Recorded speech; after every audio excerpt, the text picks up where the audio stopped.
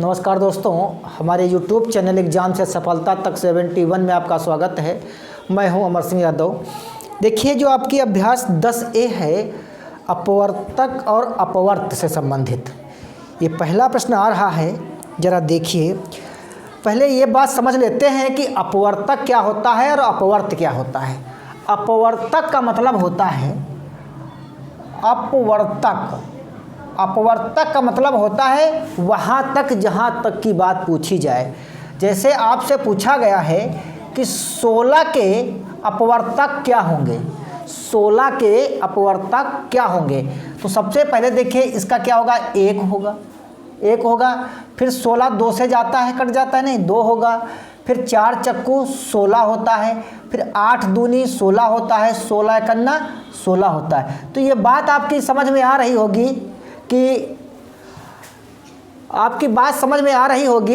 कि भैया जो अपवर्तक होता है वो 16 का अपवर्तक पूछा है, तो उससे जो छोटे होंगे, उस संख्या से छोटे जो संख्या होंगी वो अपवर्तक होते हैं। और ये क्या होती हैं, सबसे बड़ा अपवर्तक वही होगा जो जिसके बारे में पूछा गया है। अब बात आती है अपवर्त की। मान लीजिए 16 का अगर अपवर्त पूछा जाए तो सबसे छोटा अपवर्त वही होगा जिसके बारे में पूछा गया है। तो इसका सबसे छोटा जो अपवर्त होगा, वो क्या होगा, 16 स्वयं तो होगा। फिर 16 दूनी 32 और 16 तियाँ 48, 16 चक्कू 64। ऐसे क्या होते हैं, अपवर्त असीमित होते हैं जिनकी संख्या हम गिन नहीं सकते हैं। 16 जोड़ते जाइए तो क्या हो जाएगा, असीमित हो जाएगा, नहीं हो जाएगा।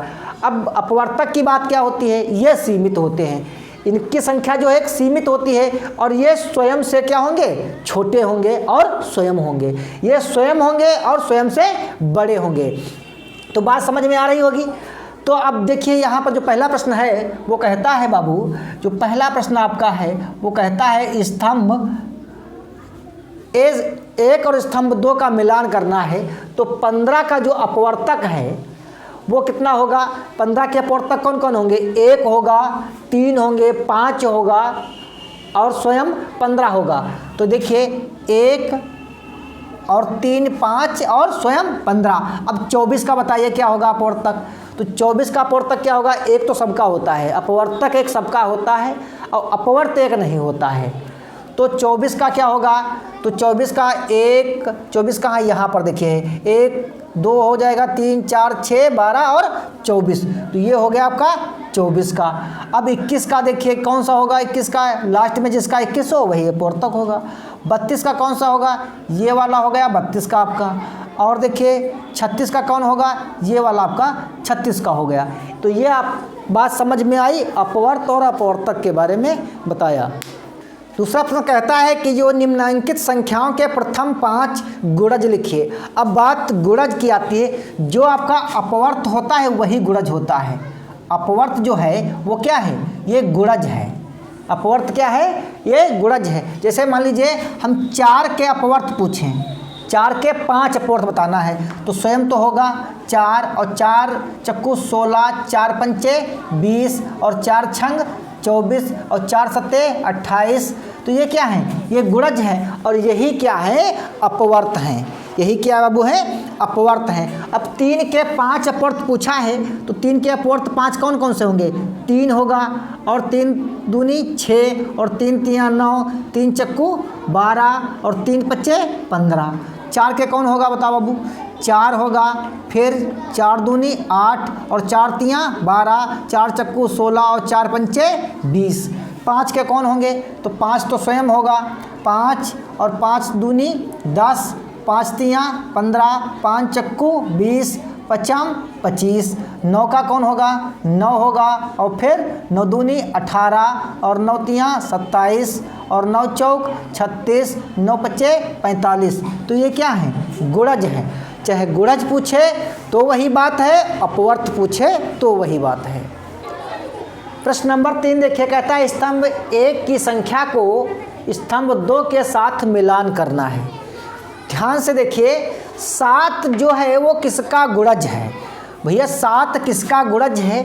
जो इस पहाड़े में 7 आ जाए जिसके, वही गुणज है। 7 तो 15 में आता नहीं, 7 20 में भी नहीं आएगा, 7 16 में नहीं आएगा, 7 25 में नहीं आएगा।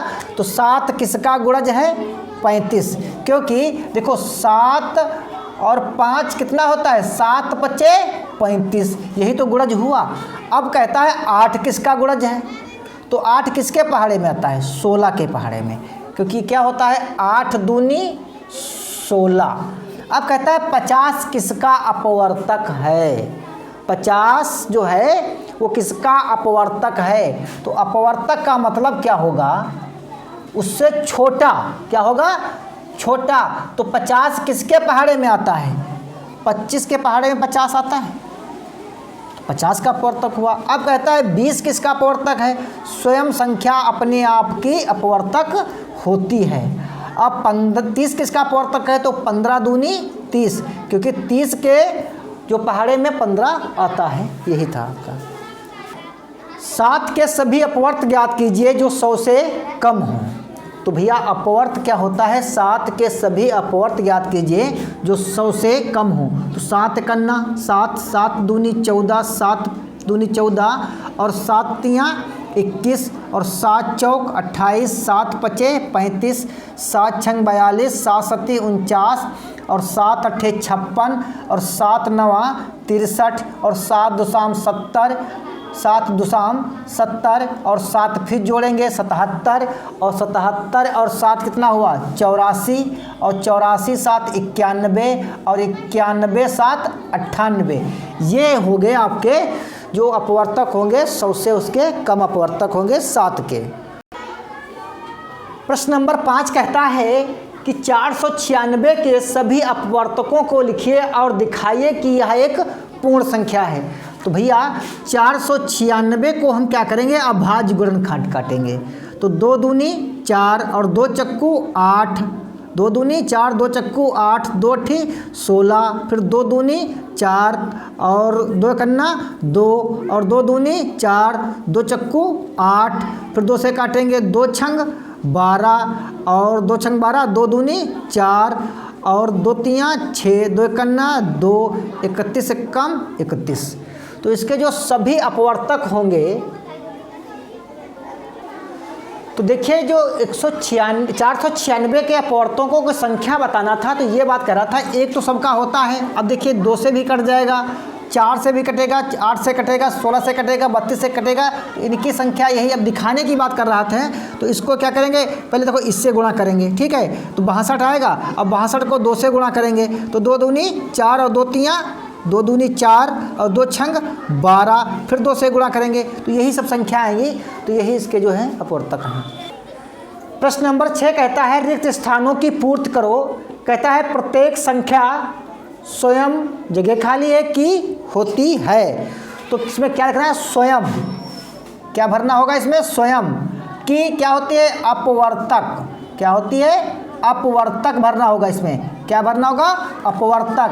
दूसरा प्रश्न कहता है कि प्रत्येक संख्या का पूर्ण विभाजक उसका क्या होता है? अपवर्तक होता है। क्या होता है? अपवर्तक होता है। उसका अपवर्तक होता है। अपवर्तक होता है। तीसरा कहता है किसी संख्या का प्रत्येक अपवर्तक उस संख्या से छोटा क्या होता है? छोटा होता है या तो बराबर होता है।